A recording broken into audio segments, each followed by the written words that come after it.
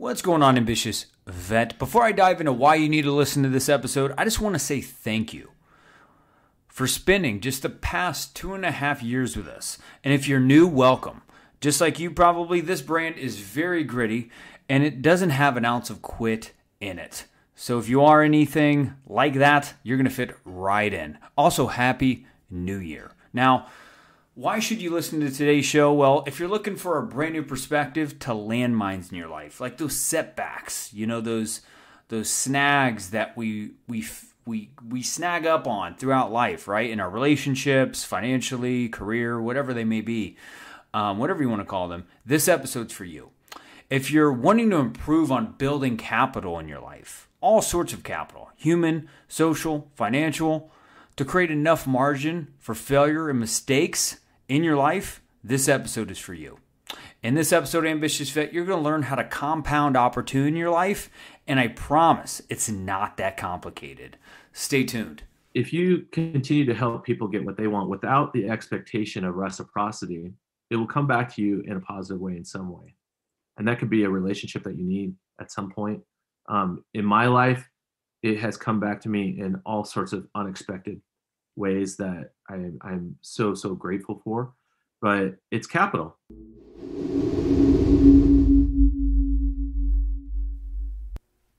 If you are an organization looking to increase diversity and inclusion, decrease higher costs, and value the military talent pool, or are you tired of just utilizing costly pay-per-job approach to finding top military talent, only to fall to the 65% statistic of not retaining top veteran talent? If so, why not open your mind to a more efficient, more cost-effective, and forward-thinking approach towards your hiring needs? Well, the answer is Veterans Ascend. They're our newest partner in this new year. It's an online employment matchmaking service. They translate military and civilian occupations into a skills profile, then directly match a veteran or military spouse to an employer, aligning skills, location, and salary. Their service is free for all military members and family. They do not use a resume and do not require the candidates to apply first to get an interview.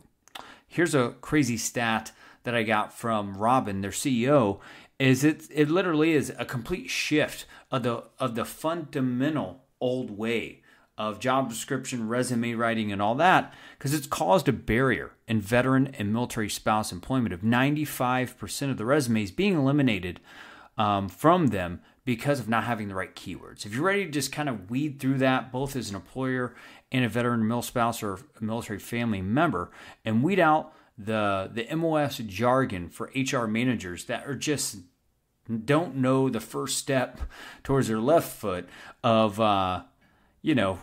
figuring that out, make sure you go and you save yourself, and if you're an employer, save yourself, and visit veteransascend.com. Make sure that when they ask who referred you, please enter an AV network when subscribing. So just to let Robin and team know who sent you. We really appreciate you. Welcome to the Ambitious Vet Podcast. My name is Chris Hoffman. I'm a Marine Corps combat veteran turned social entrepreneur. Here I dive into the trenches with today's most ambitious, goal-oriented, and growth-minded military veterans on the planet to empower you with the golden grenades needed to break through new levels of satisfaction, fulfillment, and success after stability is no longer a challenge to overcome. Now, I have to give you a little disclaimer. We do say ums and ya knows in here. If you're someone that gets taken out by perfect, not perfect language, this podcast isn't for you. However, if you are someone that listens for the juice, the gold, and in our language, the golden grenades, you will elevate your mindset and your success in life. It's time to get into the trenches, dig into your purpose, and fire up your life's fulfillment. The Ambitious Vet Podcast starts now.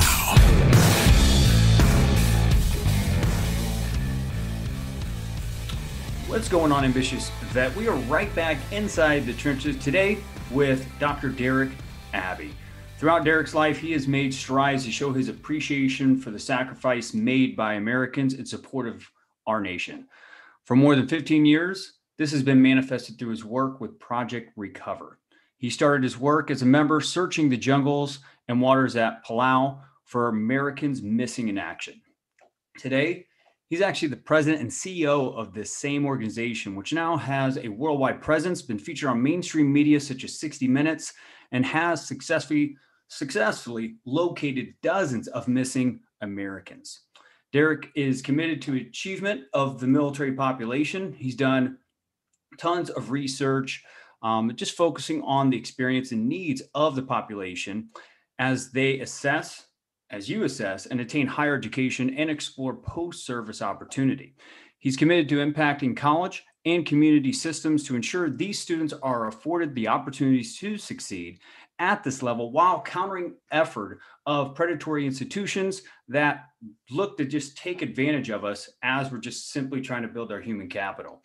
He uses his in-depth knowledge in education and group dynamics, human and social systems, adult development, and culture to make clients aware of attainable pathways to success that were not previously available to them.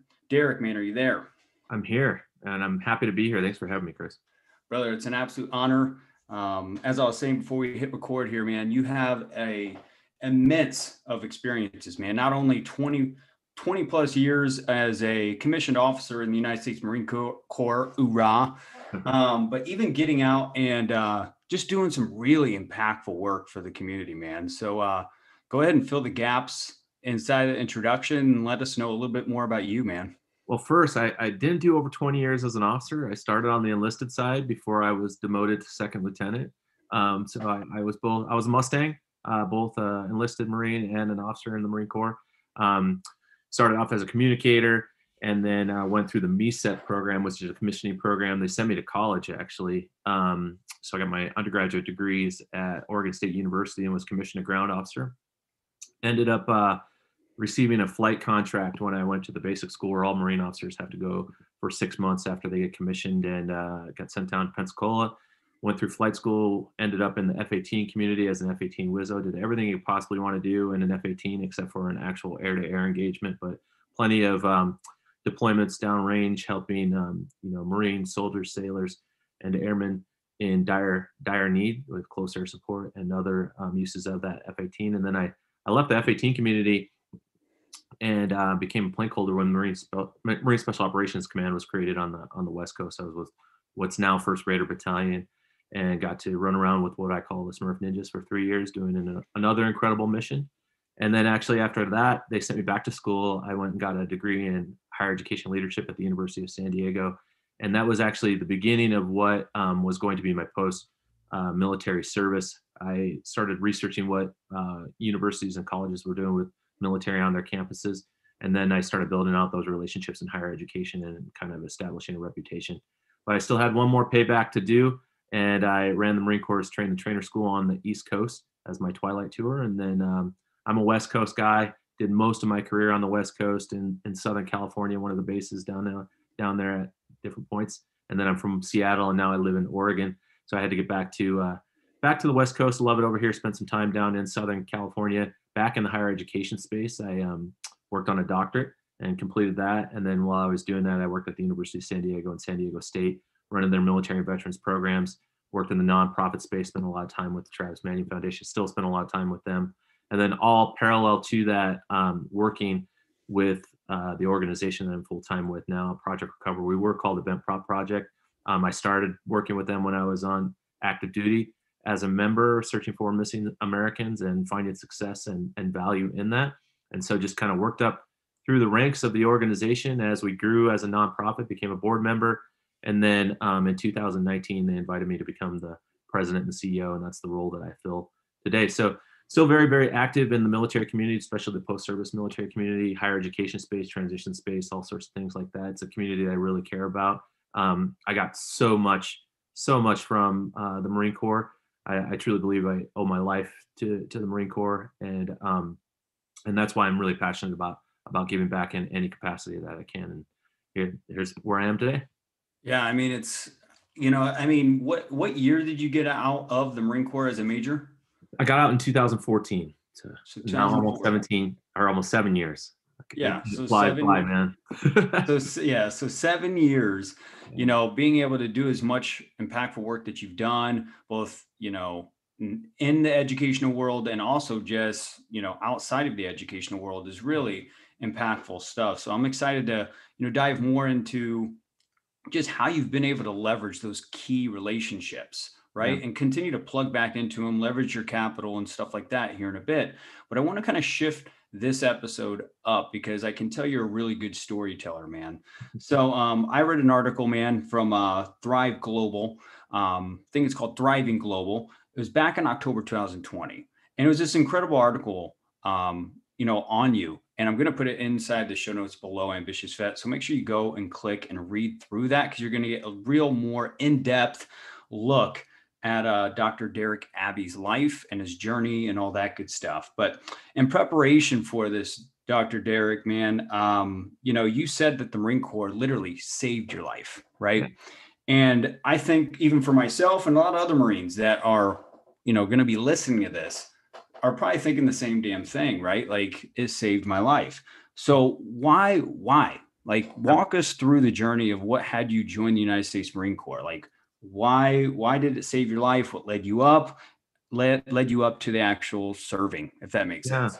I tell that story different than I used to when I was younger. I used to just tell people when they asked me why I joined the Marine Corps, I used to say that I was hustled by a good recruiter. And part of that is true, but I was an easy target. Damn recruiters. Yeah.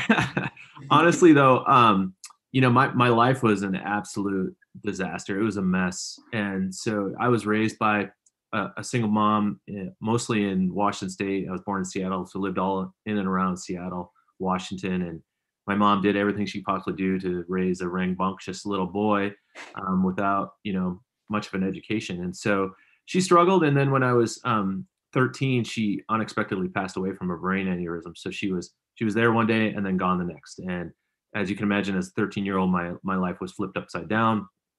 Lost a rudder and a sail, had no direction. Spent some time with my aunt and uncle, and then kind of out on my own. And so I was looking for some sort of escape, and I saw the military as an option. I knew I wanted to go to college. I know I wanted an education, but I had zero understanding of how to even access higher education. And so I ran away to the Marine Corps, and for a barely 18-year-old without a rudder or sail, the Marine Corps provided the stability and discipline that I needed and a system that I could succeed in. And so as a young Marine, succeeding in the military isn't that difficult. They tell you everything you need to do, run this fast, do this. There's a manual or an order to guide the way. And I committed myself to that. And I found success in the Marine Corps, and I invested my life in it. And in turn, they invested in me. And I already gave you kind of my Marine Corps story. It was successful, and I gained a lot out of it. I gained a lot of experience, gained my education. I gained that stability. And I think if I hadn't found that system to give me that direction, that discipline, that success, that confidence, all of those things, I have no idea where I would be. The 17-year-old Derek without the rudder or sail was just exactly that. I was just going around in circles and hanging out with the wrong crowds and doing the wrong things. And so that it was an escape for me, and it was the right thing. And again, that's kind of where I get my passion from. I feel like I owe my life to the Marine Corps. And so when I see I see that I have something that other people that served in the military or have a military connection can benefit from, I try and be generous in sharing that. Oh, that's awesome. Did you have a father growing up? So my mom and dad divorced when I was very, very young, and he just wasn't in the picture.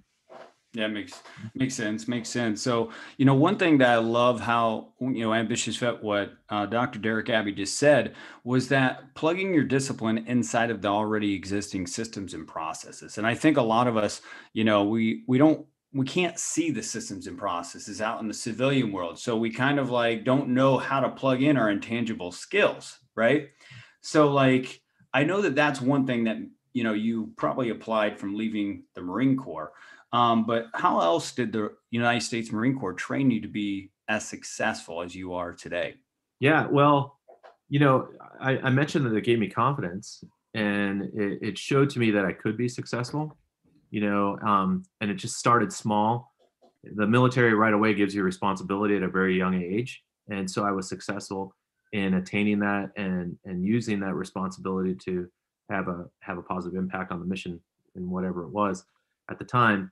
But it gave me experience right away, and that experience allowed me to succeed, but also fail.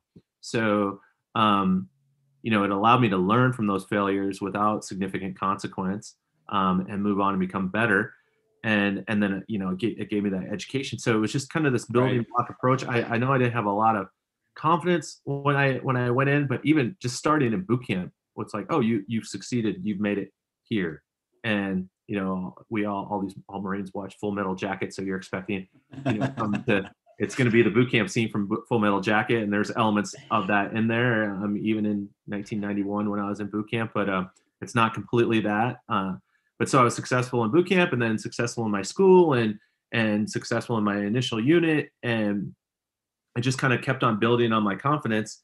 And it also made me confident in going after other things and setting higher goals, and building that reality, like, oh, I can go to school. I mean, I remember applying for the commissioning program that I was selected for, MESEP, and there were so many other Marines around me that just said, oh, you'll never get that, you'll never get that. And in my mind, I just said, well, the worst thing they can do is say, no, I'm not going to be penalized for submitting an application. And then I got accepted for it. And so then I just started pushing my goals further out. And as I went through my career, those became more clear and more focused and more values-based and things like that. And I got to assess where I could have an impact and be very, very mindful about that.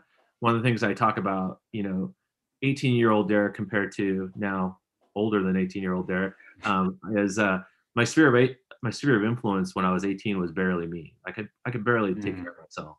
Right. And now, I have the ability to have an impact because of all of those experiences on people literally around the world in different capacities. And so to me, that's my personal life mission, is to have a positive impact on as many people as possible. And so I examine where I have a voice, where I have influence, where I have power, capital, as you mentioned, and how can I use that in a positive way. And then I try and leverage it in those ways. No, that's awesome. And power of leveraging is amazing too, even learning how to leverage. So that's some amazing stuff, man. I love how you've experienced kind of an underdog story and even have built your human capital up to a point and social capital to a point where, you can kind of create options in your life as well. And I think you can really relate to people in different seasons of life too, man. Very well. Very well. So that's awesome. So, you got out in 2014 after 23 years as a United States Marine, right? I mean, that's no mild achievement in itself, right? So congrats on that. And you could have easily hung your hat, brother. You could have easily just said, hey, I'm going to increase my disability, live on the retirement and just stuff like that, right? You could have just kind of hung up your hat. You didn't. And that's what this podcast is all about. And that's what the ambitious vet that's listening to us right now is like, hey, I'm not about that life either. Show me how to get the golden grenades to accelerate my life. But we also know that landmines do come, right? And one of the remarkable things that you brought up in our previous conversation is how you can actually shift your mindset around landmines. So walk us through that.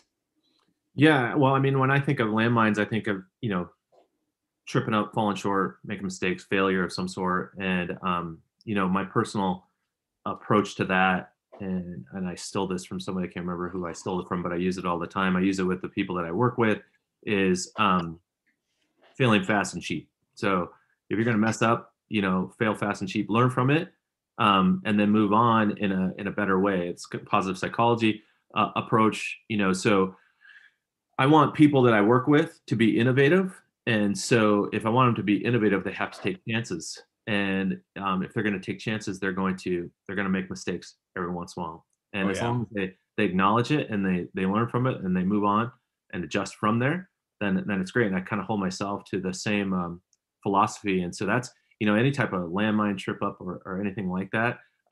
That's the way that I look at it. And I try and hold on to this kind of positive psychology approach of, it's going to be a learning experience, but let's just keep moving at least in a direction that I want to move in, and towards not always tangible goals, but at least a direction. So you're continuing to improve or move, and there might be a setback every once in a while, but at least you're moving in a trajectory. And if you get enough momentum around that, that's where that capital comes in, and you get, not only are you moving in it, but the people around you are helping you move towards that. You made an impression on them in those relationships, that when you need a hand or you need a connection, a relationship of some sort, those people are reaching out to you to assist you, because you've built trust with them in the way you've acted. And that's kind of my general approach to those little trip ups and failures along the way. And one of the things that I've definitely seen is, and I mentioned, I failed in the Marine Corps. It's not always an option, and oftentimes, especially today, it can just be really held against you. And it's not an option when you're downrange on deployment, doing combat operations or something like that. Failure isn't an option, and sometimes that freezes people post-service. They don't realize that the consequences can be a lot less, and this is your opportunity to try new things and trip up and learn in the process. But if you keep that innovative mindset, the potential is way higher than if you're just like, I'm not going to fail. I'm just going to kind of building block. Well, you're moving a lot slower. You're super successful businesses, companies, individuals that are innovative are taking chances. They're going out there, and they're not frivolous or anything like that, but they're being mindful and cautious, but they're definitely moving forward. Yeah. Yeah. I think it's important to find that balance too, not just executing, shotgunning life. Like, hey, let's just see what works. Right. Well, I think you want to figure out what your purpose is and what you want to have an impact on. That's really important to figure out, and then move in that direction. And I say direction because, most of the time people set goals in a linear fashion, in the sense that I'm going to have short range goals, mid range goals, long term goals, and it's just the kind of the star at the end. And then some people don't really know what that star is, so then they have trouble doing even that linear approach. But that linear approach doesn't allow you to have to mess up. But if it's a direction and you're kind of building a foundation more like a pyramid, then that allows you to adjust, change. I had a setback, but my trajectory is still moving in the same direction, and things like that. There's a great book, Grit, out there that really covers that kind of mindset around goal setting.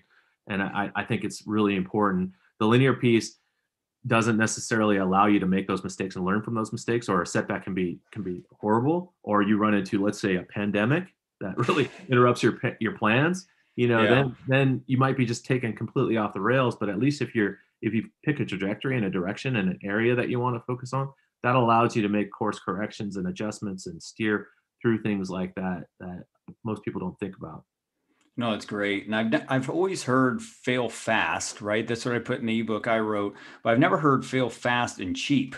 That's awesome, man. Because I remember it was somebody. I went through a program at Stanford for nonprofit executives, and I saw that. Yeah. Yeah. Well, and the funny thing is my whole life I've been kind of. I'm an education guy, so I was very critical when I went up there, and actually I was completely blown away. They did an absolutely incredible job. I think I had 14 instructors, and like 12 of them were outstanding, and the other 2 were just good. So it was great. That's awesome. Yeah, I mean, Ambitious Vet, the bio that we got sent over here, just tons of milestones from him just getting out of the United States Marine Corps. And anytime that you're documenting your life, like Dr. Derek Abbey here, you're taking inventory of also your capital that we're about to dive into, human capital, social capital, and all that. You find new opportunities like Dr. Derek Abbey's talking about here, is to create real momentum in your life. And I want you to really think about that. Like, what would it be like if you actually had ongoing, effortless momentum inside your life? And Dr. Derek Abbey's done a great job with that. So, man, I've been dying to get to this topic with you. You have been one of the best, you're just experts I've been able to come across as far as how to use your relationships, your career opportunities as building blocks to what the next fulfilling thing is for you. And I think as ambitious vets, we're always constantly looking at what's that next milestone? What's that next challenge? But not a lot of us are willing to potentially go back to a previous opportunity, right? That may be a higher position because, that was a previous culture. I don't want to be, whatever, right? Whatever their reason is, right? So you've done a great job with that. But we'll start with, what is capital to you? Yeah. It's interesting because I actually think about capital all the time, and I use it, and it's typically very abstract because it is. But I'm not a big quote guy, but there are a couple quotes out there that I really live by, and one of them is a Zig Ziglar quote: "You can have anything in your life that you want as long as you help enough other people get what they want out of life." Good one, And man. Yeah.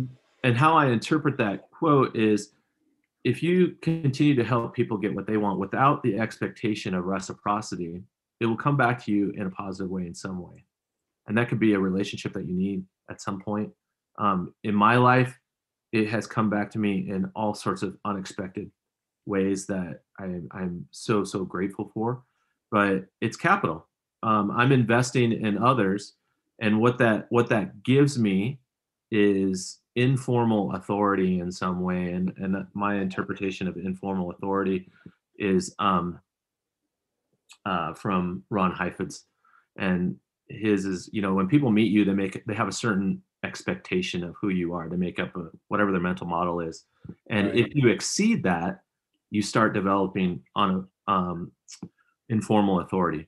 So not positional or anything like that. Like I've never heard of that before, man. That's super interesting. Well, to me, it's so much more powerful than formal authority, than a role that you might have or a rank that you might have in the military. And the reason that I think about that is, I've worked a lot in higher education in the nonprofit space. So you're always under resourced. You're always under, you don't have enough people in your organization. No. And so, and I've worked in higher education with a lot of unions, and I didn't have enough people. So if I'm leading them and trying to inspire them to work at the highest level possible, but the line is set at one spot by their position description, the union that they work for or whatever, but it's like, man, I'd really like them to move beyond that.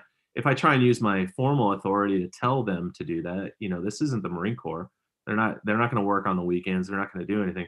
But if I develop buy-in and I exceed their expectations, then they want to work with me. And they want to exceed that line. And that's how you get people to move past that. And that's in everything. It's not just in formal roles or in an organization, but that's in the relationships that you have. So when you invest in people, or you share your time, or you share your expertise, and then you just end it at that, and you don't put your hand out with some sort of expectation in return or reciprocity, that throws people off. And now you've built this incredible informal authority or capital in so many ways that allows you to do something so much. So down the road, 2-3 years, and it's like, oh man, I really need somebody, and this person might have the ability to assist you with that, and you go and ask that person, that is in their mind. It's whether they're conscious of it or not, it's in their mind. And sometimes you don't even have to ask. Sometimes they'll go out of their way to provide for you because there's just that appreciation giving back. So that philosophy has allowed me to build a lot of capital, and in other ways, it also allows you to make mistakes because people start to trust you, and they're like, well, you're always meeting, exceeding expectations. You're always doing things right. For me, I'm values focused. Like I do a values inventory, and I spend my life, my money, my time, my efforts to align with that. I only work with organizations that align with my values. I don't have to compromise those, and I don't. And people know that. Yeah. And so even that, people, because they know, and that I'm stable, and my words that I espouse also align with my actions, people put capital in that and trust in that. And so I like to build it in that ways, in all sorts of ways. And that allows me, when I do screw up, when I do have those trip ups, it's not as disastrous. Or if you make a mistake that has a negative impact on people, let's say if you are running an organization and you make a mistake and it has a negative impact on it, you're probably not going to be fired the first time. They'll give you the benefit of the doubt. Or if you're in a relationship, they'll give you the benefit of the doubt because they think of it more as a mistake instead of a malicious act of some sort. So that's some of the ways that I use capital, is really, trying to have an impact in a positive way on other people and investing in that without the expectation of reciprocity. That's really allowed me to build capital in so many ways. And then of course, exceeding people's mental model and expectations of me has allowed me to build that informal authority, which adds to the capital bucket and gives you room to maneuver in all sorts of different ways. Right. So that's awesome. I mean, we hear a lot about the purpose-centered veteran, right? Ambitious vet is considered like someone looking to go above just financial stability, find that real deep fulfillment and satisfaction in life so they feel successful. Do you believe values like, and I'm not trying to say this is like, an obvious question, but no, out of your own words, do you think values plays a key role in potentially finding that satisfaction and not Yeah, just career, but other areas of life as well? I think so. Too often, like the transition, the purpose word's thrown out quite a bit Yeah. when people leave the military. I think this purpose definition has a very shallow definition for the most part. Yeah. The paycheck or something along those lines. Right. But it is far deeper than that. But at the same time, it's not a flag on top of a mountain. I'm going to cure cancer. It can be that, but what happens when you do that is you potentially fall short over and over again, and that can be discouraging. And then you just turn around. Your newfound purpose can be, your kid's softball team or kickball team or whatever you're coaching that. It could be your immediate sphere, and that's what I really encourage people to do, because if you can align your personal newfound generativity or purpose or legacy post-service with your work, well, you're golden. But for the most part, that's not really an option for a lot of people, because unfortunately sometimes they set themselves up to circumstances where I need to make $150,000 a year to pay for kids' college, a mortgage, car payments, all these bills that you racked up. So you might have this kind of tangible technical money mark that you have to make, and the job that's going to pay that doesn't necessarily provide a lot of purpose or meaning to the individual. So then you need to look outside of that to figure out how you're going to fill that purpose bucket, and what is that purpose bucket.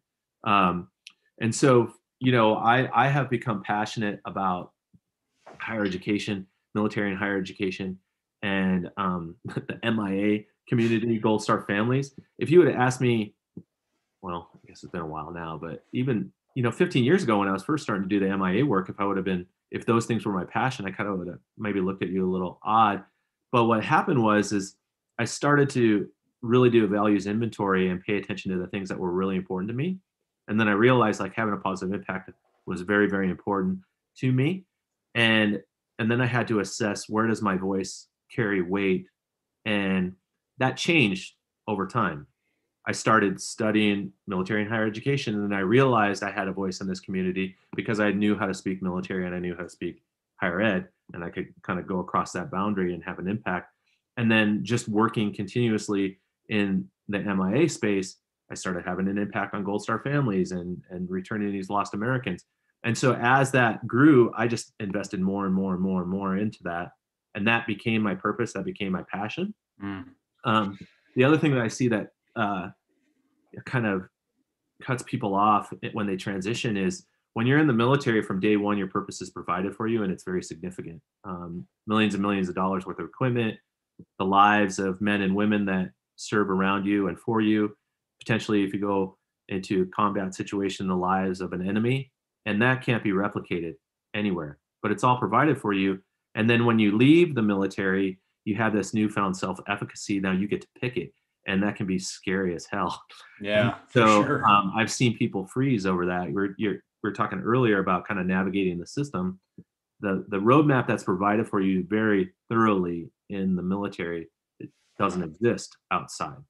And that could be in the professional space, that could be in higher education. I've had some of the biggest, baddest vets break down in my office in the higher education space, just picking their damn schedule or figuring out how they're going to get to their degree. And the common phrase that came out of those conversations over and over and over again was, just tell me what to do. And I was like, well, this isn't my life. I'm living my life. This is your life. And it's scary, but you need to make the decision and then drive into it. And you might screw up. That's the other thing. So that's also scary.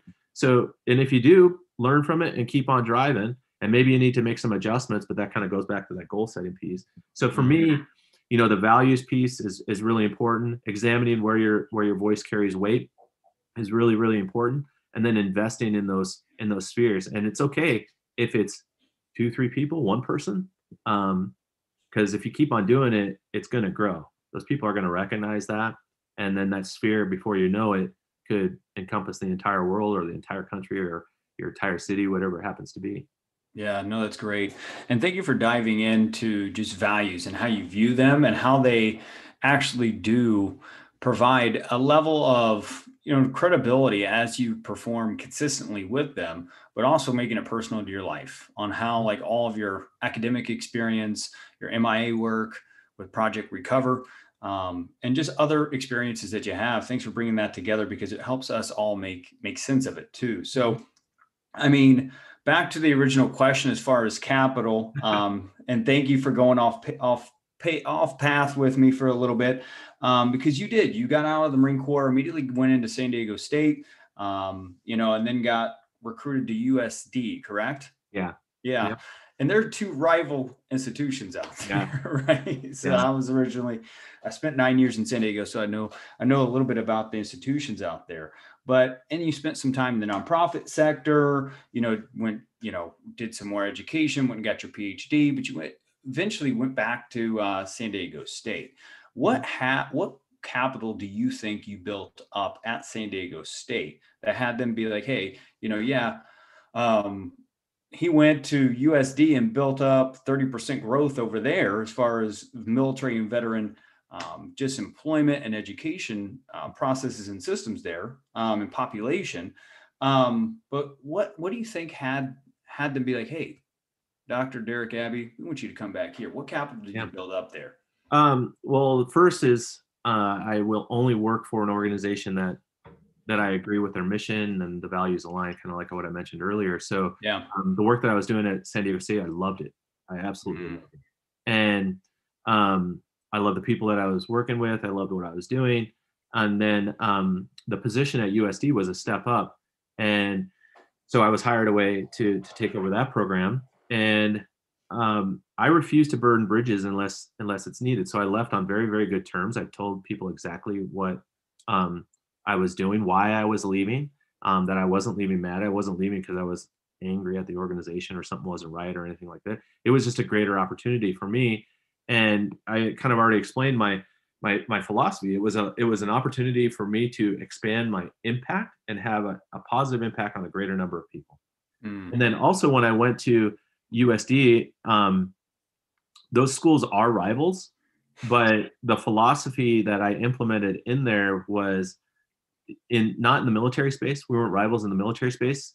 Everything that we were doing was student focused. So if a student veteran came into my office, and I did the same thing when I was at San Diego State, when a student veteran or a potential student veteran came into my office and explained what they were trying to do and what their goals were, my approach was to help them attain those professional or higher educational goals as efficiently as possible at the highest quality institution as possible, and to use the benefits in the best way. And if that was the institution that I was at, I would tell them that. If it was another institution, I would send them to that other institution, to include the crosstown rivals. And sometimes that put people on their heels because they were like, wait, you're sending me to another school? And I, based on what you're telling me, yeah, because it's better for you. And believe it or not, that's how we grew 30%. The honest, genuine approach that people felt that you were looking out for them and not institutional approach was how we grew 30%. Because for every one person I sent to another campus, they would tell 5 of their friends to come talk to me and about going to USD or going to another campus as well. But building those relationships of trust were massive. And so we worked together across those campuses, and we knew that if we worked together, we could have a broader impact on the military community, and both of our populations were going to grow. And that's not natural for a lot of people to do. I remember when I explained my philosophy to the new president at USD when I was hired, he kind of looked at me cockeyed. You're sending students to other campuses? And I said, yeah, but here's where we've grown already. And he just said, just keep doing what you're doing. Just keep doing what you're doing. And loved it. But I didn't burn any bridges on the way out of San Diego State. I continued to work with them. And just like I continue to work with both campuses now, USD and SDSU, whenever they need assistance, and any other quality institution. And the other part of our philosophy was we wanted to work together to ensure that the military community was getting on the best campuses that they possibly could, and giving them the tools to be aware of some of the malicious practices that were taking place by some of these, underperforming and failing institutions that really only cared about the benefits that they were bringing in, and not the product that they were presenting to the students. So. Right. It sounds like there was a bigger mission that you guys are going after. And I acknowledge you for, stepping into that and, going after the things that some people would not be interested in, as far as going against the people that are going against the grain, and making sure you're staying connected with people that have the right motives in mind. So that's great. So to kind of start getting to the wrap up point, Dr. Derek Abbey, is we're going to transition into golden grenades. It's a tradition. What are 3 golden grenades, wisdom bombs that you would provide to any ambitious vet to help them boost that life satisfaction, fulfillment, or whatever that missing puzzle piece for them is after stability is no longer an issue? Well, even if stability is an issue, the big thing that I've found in the research that I've done, and I'm working on a book with a colleague about this, is actually the intangibles that are touched on less common when people leave the service, and it has to do with adult development and what the military provides and how that disappears when you're leaving. And we've already touched on part of it. So, and in my mind, it's your identities, or your new intersecting identities, intimate relationships, and then we talked about purpose and generativity. The military provides identity, again, from the very first day of boot camp, and the more you buy into it, in my case, the more I bought into being a Marine, the more the system rewarded me. But then also you have these really, really strong bonds through shared hardship, common mission, shared experiences, and things like that. So we build these bonds with other military members. We speak the same language and jargon and things like that. And then, as I mentioned earlier, that purpose is provided for you. But the day you separate, you literally swing to the opposite side of the psychosocial ladder of those things, to role confusion, too many times isolation, away from those intimate relationships that you had, and stagnation when it comes to purpose. And so just being aware of that, nobody's going to take away your veteran identity. You're forever going to have that. But now you really get to invest in those other things that are really important to you. And that could be your role as a parent. That could be, I want to be a kickball teacher, like as I mentioned, or I want to work in higher education, or I want to be in the MIA community in my place. All these different things, examining what those identities are. And it's not just one, and you're going to have that veteran identity, but how does that help you? And then also, what are some, mistakes that people make about what the veteran identity represents? And that kind of comes to that intimacy relationships. It's really easy to find common bonds and connection with other veterans, but it's also really important to find healthy relationships with other people that don't have a experience in the military. What are healthy expectations to have of them? What are some healthy expectations for them to have of you? And that happens through conversation. Too many times, it was still from Carl Volantis, but too many times we don't have a conversation about our military experience, because on our side, you're like, oh, these non-military folks aren't going to understand me, or, depending on what your experience is, they might think you're a monster, and then you might think you're a monster, or something along those lines. And then they might be hesitant to ask because, the stereotype, they might go crazy, or, I don't want to hurt their feelings, or something like that. And so the conversation doesn't happen. And then we just make up stories in our head about the other people instead of the truth. And that's not just the military community, but that's a lot of people. Right. But having those conversations lead to more bonds with people that aren't in the military. And that's valuable when you find yourself in a new career, a new environment, and things like that. And then figuring out, what is it that you want to have an impact on now that your military service is done? It could be something connected to the military. I've maintained my connection to the military in supporting the population and working with Gold Star families. But then I also have all sorts of work that I do outside of the military community. So that's awareness of that, and just being conscious of who are you besides, whatever your service background was, and then how do you have healthy relationships with other people, and having those conversations to build on those relationships is really, really important. And then spending some time thinking about what your new impact on the world is going to be, big or small. Start small if that's where you need to start. If it's not your work, what is it outside that's going to bring you that purpose feeling? And it could be your family. It could be that sphere immediately around you, and then it can grow to something substantial. And at the bottom of that, or what supports all that is figuring out exactly what you stand for. Doing a thorough veterans inventory, or excuse me, a thorough values inventory, and there's all sorts of systems out there you can do.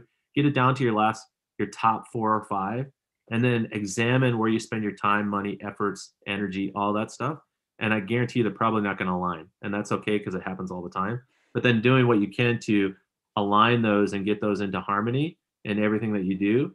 And it's amazing how much stress that takes off of your back. But it also exposes you to the influences of all these things around us, the context that we're in, on how we act and how we drift away from our values instead of practicing what we preach. But once you can do that, those other pieces, I think, come really easy. But harness that newfound self-efficacy. Don't make decisions based on fear, because it is going to be scary. And just move on to that, whatever those newfound identities are going to grow into. Have some healthy relationships outside of the military, and then figure out your new purpose and run into it. Yeah. Brother, you are an absolute golden grenade launcher. That's what you are. Just spitting them out. So, Dr. Derek Abbey, thank you for your time. I think the biggest thing that just hit me through all those golden grenades you just threw at us is definitely having the confidence to go and build those needed relationships. I think if Ambitious Vet, if you take anything from what just was spit out of Dr. Derek Abbey right there, take that one. Go find ways to build your confidence and building the relationships that you need in your desired industry and build that momentum. Dr. Derek Abbey, where can an ambitious vet go figure out more about what you're doing with the higher education efforts that you're doing, and also Project Recover? Yeah, so you can find me on all the social media platforms: LinkedIn, Facebook, Instagram. I don't do too much on Twitter. I kind of look at it as bathroom graffiti. But and then so if you search my name, Derek, D-E-R-E-K, Abbey, A-B-B-E-Y, you'll find me on all of those platforms. And then for Project Recover, projectrecover.org is our website. And if you search Project Recover on all of those platforms, you'll find us as well as YouTube. And please come out and follow us. And, with the Project Recover side, it might be big, it might be small, but if you have a connection to somebody that's MIA, connect with us, get on our mailing list, share any information that you have about that missing loved one. And you never know, sometimes that missing piece of information is sitting in somebody's closet somewhere. Or if this is a mission that you think you might be interested in supporting, we're a volunteer-based organization. And, I never thought I'd have an impact on the MIA community. And we've found more than 150 missing Americans, and the thousands of family members and communities across the nation that has an impact on makes my life worth living. So. Wow, that's amazing. And how many countries was it? Wasn't it like I'm at 20 now? 20 countries. Yeah. And that's in the last 5 years. We used to just go to Palau once a year, and now we do multiple missions a year to all over the world. And so we have a worldwide footprint. It's growing.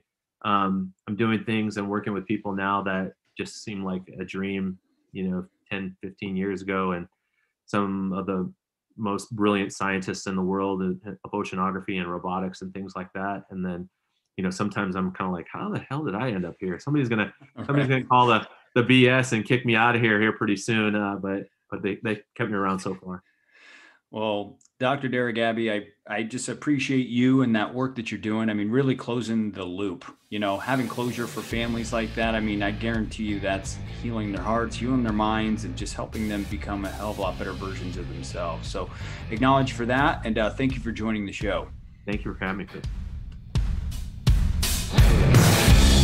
The Ambitious Vet is available on all popular podcast platforms. Go to vettrainingcoaching.com to subscribe, rate, and share with fellow vets. Again, thanks to Veterans Ascend, our newest partner. Ambitious Vet, if you are either an employer or a veteran looking for your next career or your next hire for the military veteran talent pool, look no further than Veterans Ascend. It completely weeds out the old school way of job fairs, resume, and helps you identify really just the skill sets of military talent. And if you are an ambitious vet looking for a career, really helping you get hired based on your skill sets, your salary, your location, stuff like that. It completely weeds out all the complications. And for you, if you're an employer, lowers your cost a lot more with their subscription fees. So if you're looking for a streamlined approach, a subscription-based model towards elevating your productivity with some of the top most just productive talent in the world called Ambitious Vets, make sure you go and check out veteransascend.com. And once they ask you who referred you, make sure to type in AV Network and let Robin and her team know who sent you. Until next week, Ambitious Vet, hold the vision and trust the process.